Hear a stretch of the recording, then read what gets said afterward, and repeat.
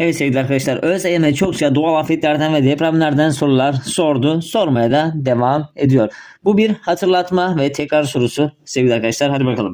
Yukarıdaki dünya haritasında numaralanmış alanların hangisinde tektonik deprem görülme riski daha azdır?